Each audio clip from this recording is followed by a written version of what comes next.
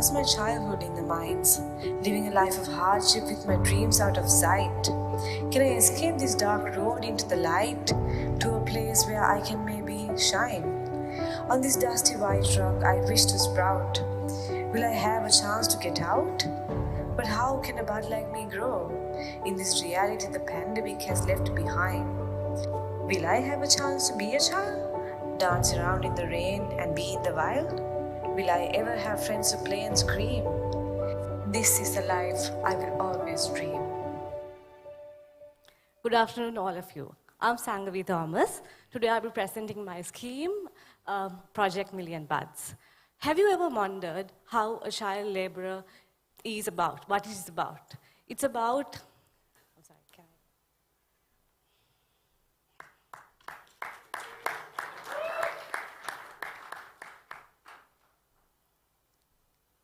Did you know 1 in 10 children are subjected to child labor? That's about 11% of the total population of our children. But most of us are fortunate enough to face this new normal. But behind the screens, there are millions of lives that are still unable to recover.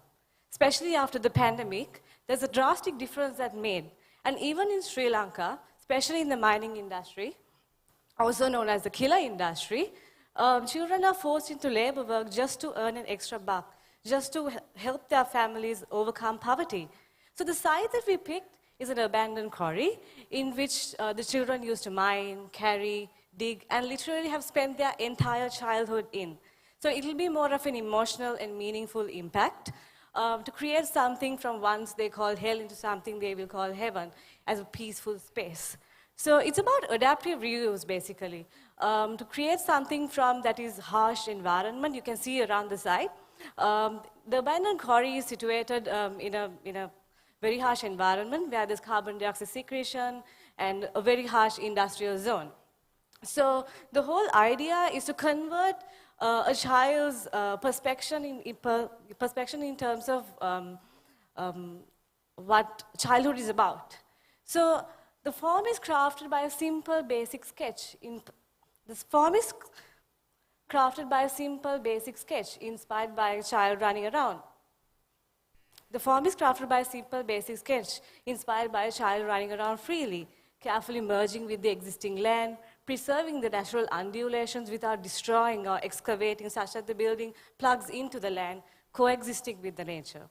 Further, the structure is developed through block modeling, layering, to form a non-restrictive, free-flowing organic form, so that a child wouldn't feel restricted anymore and still run around and still play around. So that's the whole idea about how the craft, it's more than a design, it's a crafted form. Further, the circulation has been really an impactful note in which children, there are certain situations where children in certain places, they used to stay and hang around. So somewhat like this, certain places they are more clustered and certain places it's not. So those have been considered in terms of how the form is being crafted. So the spatial progression is a rejuvenation process itself, in which it is a process of nurturing the young generation.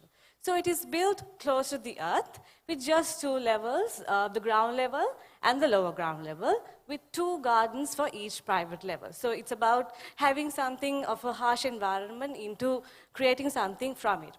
So how does this building function? The building functions in 4 stages. The first stage, the wilderness zone. In the wilderness zone, a child is basically welcomed into a lush greenery where there's grown eatery and entrance lobby, and where entrance lobby, as in I'll explain later. It's about enjoying the simple lives of living outdoors. So when from the wilderness zone, we're walking into the inspiration zone, in which a child is, their imagination is widened up, where there's imagination in gallery and multisensory inspiration, though these are facilitations that are provided to these children. So from the inspiration zone, the main zone, the growth zone. In the growth zone, the child is allowed to grow. That's the most important of it, in which with the assistance of educators, they are expressing their ideas with the colleagues and with the other people. So about the layouts plans, the layout plan is rather elongated and spaced out, such that it merges with the land and it responds to the neighboring contexts. So, to start off the premises, when a child enters, there's a sense of see-throughness in which the child could be always overseen by somebody from that area. So, further, to elaborate on that,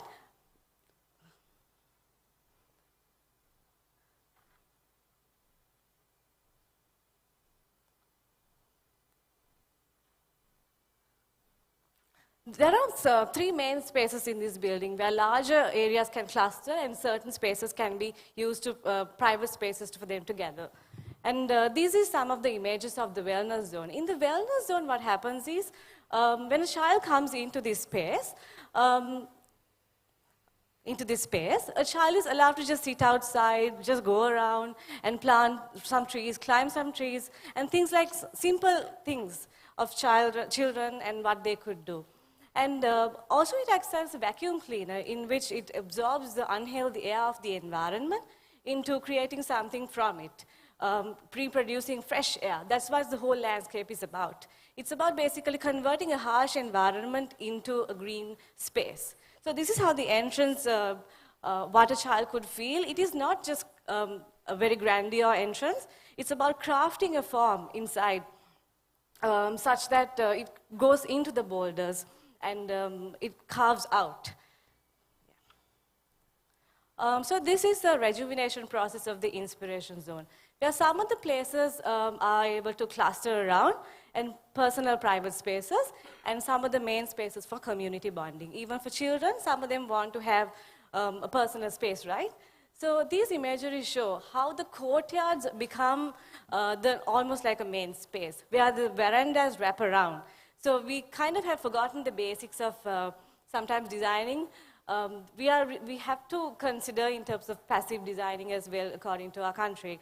So another key point is that how children are just on the floor, they are allowed to scribble on the ground, they can scribble on the walls. So things like that, the small activities like that really trigger a development of a child. So this is how the form further elaborates. And there are vertical connections as well in this building in terms of how they can view, and there's always a see-throughness inside the building, right?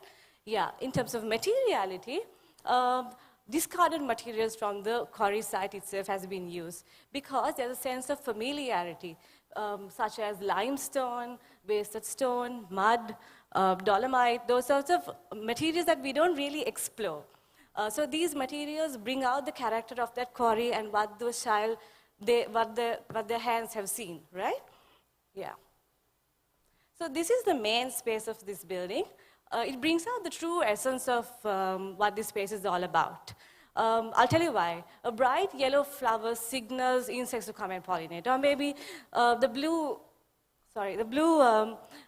attracts the hummingbirds, and which the green grass allows the children to just walk around and with barefoot without any restrictions, and invite wind, rain, sunshine into the building. So that's all about experience of it is really important. Further, you would have noticed that there are some glowing nature into the building, in which it captures the essence of the nature that is inside, and it emits outside. So it brings up a character, a liveliness into the building. So this is one of the main spaces. When it comes to the life cycle, or maybe in 50 years' time, how is this going to be? How is it going to transform a place where it used to be really bad to something as a green space? It's really important. So in terms of the design stage, in the 50-year category, there is a post-construction design phase that happens, where the community and the children, all of them are taken inside, and they are educated about the benefits of this project. And next is the construction stage, where it's participated construction, where the elderly, the parents, are participated in bricklaying, and also the simple activities that can be used in terms of vernacular methods of building, where the children can get involved in landscape campaigns, because one day when they grow up, they can grow up to see the tree that they planted. Further, the usability stage. In the usability stage, where a child, this becomes a second home to their child. And later on, in the maintenance and decomposition stage, maintenance and the decomposition stage, children can literally see them deteriorate and becoming a green patch. So we start from an unhealthy place and deteriorating into a green patch. That's the whole idea of this project, because nowadays we always have so much wasted land, we have so many unhealthy environments. I think after the COVID-19 pandemic, it's really important to understand that living itself is so precious. And for children especially, it's even more precious because every child has a memory. So you have to make it a little better for them. It's about living conditions. So we spoke about adaptive reuse previously, right? So how do we take this to the next level? With the concept of humanizing energy. There are some methods, vernacular methods of using, such as passively designing, air quality improving, and perforated walls that really brings in the wind inside the building. Wasted energy recovery and hydro, those sorts of simple, but whatever we don't really think about, really have an impact. So the excess energy is distributed to the community. So it becomes human-centric. That's what is called humanizing energy. So at the night time, the activity ceases and the building would sleep. So children are allowed to sleep under the night sky and stargaze, where the courtyard could frame the sky as a picture, and maybe there's a rustling leaves that falls, or even the dragonflies, the crickets could sound. So that's like an ambience, the poetic way of ending the day. As children, we are always curious and we are always ready to learn. So the design integrates AI, because now that's a new trend that comes along. So children are really given that opportunity to engage with AI-generated methods of sense, learn, and what you see. So in terms of visual and ASMR has been incorporated so that children could actually get a chance to learn from what they had. Because it's kind of restricted for a third world country, we need to really think about those things as well. So when it comes to color, seeing color is actually a magical thing. Because Mother Nature's palette is the best palette of all. So what I did was, I made this cycle on my own from the whole throughout the year, and we really understand in Sri Lanka, throughout the year we have bright colors. So the idea was to really accentuate that colors and making the building colors subtle. So that's the idea behind it. That's why, so from the Kori, how does it change, has been extracted. So this is like the central space on a top view.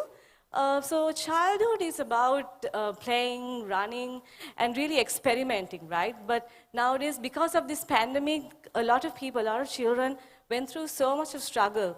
And it's actually very saddening, about 160 million children. That is not an easy count. So it's our duty to lend them a helping hand and rebuild our young civilizations to really experience childhood. Please watch this video to experience my message. I close my eyes and I can see a world that's waiting up for me, that I call my own. Through the dark, through the door, through where no one's been before, but it feels like home.